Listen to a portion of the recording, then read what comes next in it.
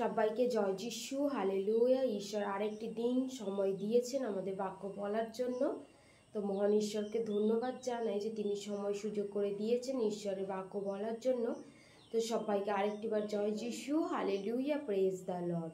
তো আজকে বেশি কথা না বলে ঈশ্বর আশীর্বাদ করেছে, বাক্য বলার সময় সুযোগ করে দিয়েছেন, মহান ঈশ্বরকে ধন্যবাদ জানাই। আজকের বাক্য, আমরা কেন বাইবেল পাঠ করব, আমাদের কেন প্রতিদিন বাইবেল পাঠ করা উচিত। তো দেখো, আমাদের কি দিন আসে, দিনের পর কি রাত আসে। ঈশ্বর আমাদের সময়, দিন রাত সময় সুযোগ করে দিয়েছেন। তো যখন আমরা সেই ঘুম থেকে উঠি, যখন আমরা রাত্রেবেলা ঘুমাতে যাই, সমস্ত চিন্তাকে কি আমরা ফেলে দিয়ে আমরা কি ঘুমাতে যাই। ঘুমালে কি আমাদের মধ্যে কোনো চিন্তা আসে? না। ঘুমালে কি আমাদের মধ্যে কোনো কিছু কারণবশত কি কোনো কিছু চিন্তা আমাদের জীবনে আসে না। আমরা ঘুমালে কি আমরা ঘুমের মধ্যে থাকি।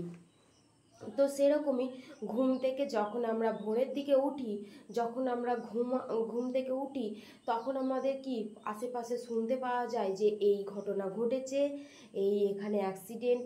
যদি আমরা ফোন খুলি তো দেখি এখানে কোথায় ঝড়, কোথায় বৃষ্টি, কোথায় বন্যা, কোথায় অ্যাক্সিডেন্ট হয়েছে।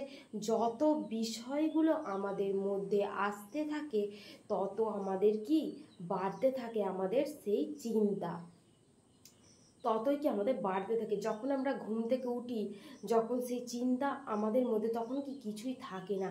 যখন আমাদের দিন শুরু হতে থাকে পর করে, তখন কি তারপর আমাদের মধ্যে সেই চিন্তা আসে। সেই মুহূর্তে, সেই ভোরের দিকে যদি আমরা ঈশ্বরের কাছে আমাদের বাইবেলকে তুলে ধরতে পারি, যদি আমরা বাইবেলকে পড়তে পারি, যদি আমরা ঈশ্বর আমাদের সেই দিনটার জন্য কি রেখেছেন, ঈশ্বর আমাদের সেই দিনটাতে আমাদেরকে কি বলতে চাইছেন, যদি আমরা সেই বিষয় নিয়ে চিন্তা করি, যদি আমরা সেই বিষয় নিয়ে ভাবতে থাকি, তাহলে কত উত্তম বিষয়। তাহলে কি সেই মন্দ চিন্তাগুলো আমাদের মধ্যে আসবে না। যদি আমরা ঈশ্বরের বিষয় প্রথমেই ঈশ্বরকে দিই, সেই দিন যদি আমরা বাইবেল পাঠ করে যদি বিষয়টাকে, যদি বিছানার মধ্যেই যখন আমরা ঘুমাতে যাই, বিছানার মধ্যেই যখন আমরা ঈশ্বরকে সময় দিই, তখন কি ঈশ্বর আমাদের সেই দিনটার জন্য আশীর্বাদ করে থাকেন। তো সেই কি আমরা সেই প্রতিদিনের ন্যায় কি সেই ঘুম থেকে উঠে কি আমাদের আধ ঘন্টা বাইবেল পড়া উচিত। যেন আমরা ঘুম থেকে উঠে কি আধ ঘন্টা যেন আমরা ঈশ্বর কি বলছে সেটার বিষয়ে ধ্যান দিই, যেন বাইবেল পাঠ করি, লেখাগুলো আমাদের কি বলছে, ঈশ্বরের বাক্য আমাদের কি বলছে। কারণ আমরা জানি যে ঈশ্বরের বাক্য জীবন্ত ও কার্যসাধ্য, কার্য না করে ফেরে না। যদি আমরা বিশ্বস্ত হই, ঈশ্বরের বাক্যের প্রতি বিশ্বস্ত হই। তো বলবে হয়তো কেউ যে সিস্টার প্রতিদিনের ন্যায় বাক্যের মধ্যে বলতে থাকে যে বিশ্বাস বিশ্বাস বিশ্বাস। তো ঈশ্বরের বাক্য বলছে তোমাদের মধ্যে যদি বিশ্বাস না থাকে, তাহলে কি তোমাদের মধ্যে কোনো কিছুই করা সম্ভব নয়। তো কি এখানে সিস্টার বলছে কি সিস্টারের কোনো কিছু উত্তম বিষয়, সিস্টার বলছে কি সিস্টারের কোনো কিছু ভালো না। কারণ ঈশ্বর বলাচ্ছে, ঈশ্বর আমাদের প্রত্যেকটা বিষয়ে জানকারি দেয়। ঈশ্বর আমাদেরকে বাক্য বলতে সময় সুযোগ করে দিয়েছেন। ঈশ্বরের বাক্যের জন্য আমরা নির্বাচিত হয়েছি।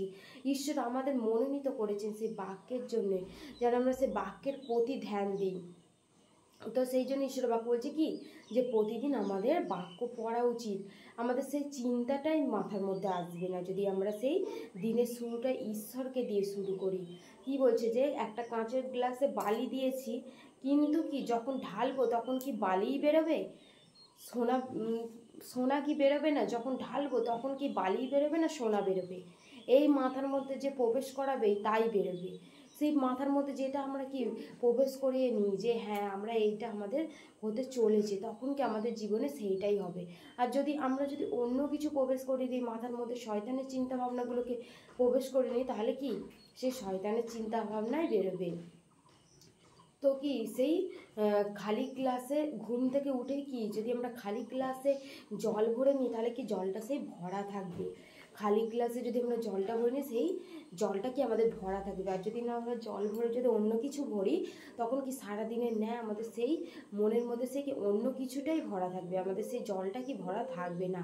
সেরকমই সকালবেলা ঘুম থেকে উঠেই যদি আমরা বাইবেলকে সময় দিই, যদি আমরা ঈশ্বরকে সময় দিই, তাহলে কি সেই প্রতিদিন কি সেই সকালে উঠেই কি সেই ঈশ্বরের বাক্যের প্রতি বিশ্বস্ত থাকবো, সেই ঈশ্বরের বাক্যের প্রতি ধ্যানের মধ্যে থাকবো। সেই জন্যে কি ঈশ্বরের বাক্য বলছে আমাদের প্রতিদিনের ন্যায় বাক্যে পাঠ করা উচিত বাইবেল। তো যৌবন 7 অধ্যায় 14 পদ কি বলছে? যিশু তাদেরকে বলিলেন, আমি সে জীবন খাদ্য। যোহন 7 অধ্যায় 14 পদ। হালেলুয়া। পর্বের মধ্য সময় যিশু ধর্মধামে গেলেন এবং উপদেশ দিতে লাগিলেন। তাহাতে যিহুদীরা আশ্চর্য জ্ঞান করিয়া কহিলেন, এ ব্যক্তি শিক্ষা না করিয়া কি প্রকারে শাস্ত্রজ্ঞ হইয়া উঠিল। হালেলুয়া। বলি কি, উনি রোজ প্রভুকে প্রার্থনা করতেন। উনি কি করতেন? রোজ প্রভুকে প্রার্থনা করতেন। তিনি সারা রাত প্রার্থনা করতেন, দিনে ঈশ্বরের কার্য করতেন, কোনো মানুষের কথা শোনেনি। বাইবেল কি পাঠ করতে হবে, তিনি বাইবেল পাঠ করতেন। তিনি শিক্ষকদের মতো শিক্ষা দিতেন না, ক্ষমতাশালী লোকের মতো বাক্য দিতেন না। তিনি কি করতেন? তিনি কি বাইবেল পড়তে হবে, তাতে কি দুশ্চিন্তা চলে যাবে। ঈশ্বর যখন প্রভু যিশু পৃথিবীতে ছিলেন, তখন কি তিনি তো ঈশ্বর ছিলেন। তাহলে তিনি কেন প্রার্থনা করতেন? তিনি কেন বাক্য পড়তেন? তিনি কেন বাইবেল পাঠ করতেন? তিনি প্রতিদিনের ন্যায় রোজ কি তিনি প্রার্থনা করতেন। তিনি সারা রাত না ঘুমিয়ে কি ঈশ্বরের কাছে প্রার্থনা করতেন।